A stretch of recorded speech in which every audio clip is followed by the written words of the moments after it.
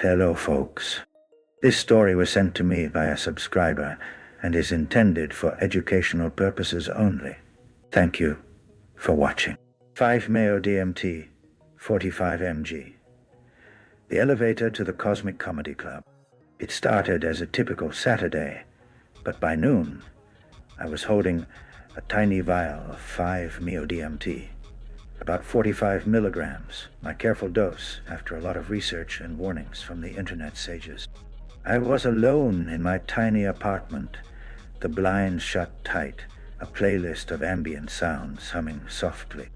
My plan was to experience a breakthrough, a brief journey to the beyond. What I didn't expect was the absurdity waiting on the other side. I inhaled the vapor, and within seconds, reality flipped like a pancake in a cosmic diner. My walls melted into a kaleidoscope of swirling colors, patterns dancing like ancient hieroglyphics doing the cha-cha. The room seemed to stretch and contract, like a bouncy castle inflated by laughter. Suddenly, I was no longer in my apartment, but on what looked like an interdimensional elevator.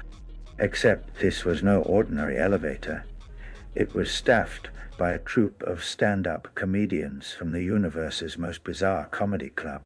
The elevator doors slid open, revealing a crowd of entities that defied description. They were made of light, smoke, and occasional bursts of confetti. One wore a top hat made of stardust. Another had eyeballs that blinked in Morse code. The host, a being named Zog the Quipster, bounced on his cosmic heels and welcomed me with a grin wider than the event horizon. Welcome, earthly tourist. Prepare for a journey of laughs, cosmic truths, and questionable puns, he said, snapping his fingers. Immediately, a microphone floated into my hand, and the stage lights blazed on. I was expected to perform. I tried to explain I'd never done stand-up, but Zog winked and said, "No worries. Here your thoughts become your jokes." Suddenly, my inner monologue turned into a slapstick routine. I found myself narrating my recent embarrassing moments. The time I tripped over my own feet, the awkward encounter with my neighbor, who always borrows sugar, but never returns it. The crowd howled with laughter, light beams shaking with mirth. Between sets, the cosmic bartender served drinks that tasted like memories.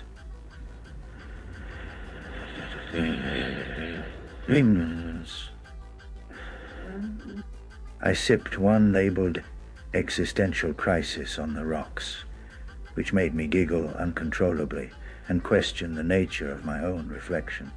As the night, or whatever passed for night here, went on, each entity took turns sharing cosmic observations wrapped in jokes. One did a bit about black holes and how they're just the universe's way of saying, "You shall not pass."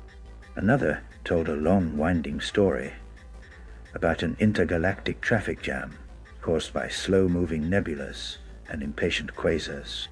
I realized I was experiencing not just a trip, but an entire comedy festival, where every punchline held a deeper truth about existence. Laughter wasn't just humor. It was enlightenment in a playful disguise. At one point, Zog asked the audience, "What's the meaning of life?" And a shimmering figure answered in perfect timing, "To enjoy the cosmic joke, obviously." The crowd erupted, and I felt an immense wave of joy crash over me. For a moment, all my worries dissolved into the sparkling ether of shared laughter. Then, as suddenly as it began, the elevator doors slid shut. I felt myself pulled back through the layers of reality, colors fading into familiar shapes, patterns dissolving into the plain walls of my apartment. I sat there, breathless, the echoes of cosmic laughter still ringing in my ears. The trip wasn't what I expected. It was better. A reminder that even in the vast mystery of the universe, humor and joy are our most powerful guides. I smiled to myself, wondering if Zog and his crew were still out there, waiting to welcome the next traveler to the Cosmic Comedy Club. And maybe, just maybe, life was less about finding serious answers and more about enjoying the wild, weird, and wonderfully hilarious ride.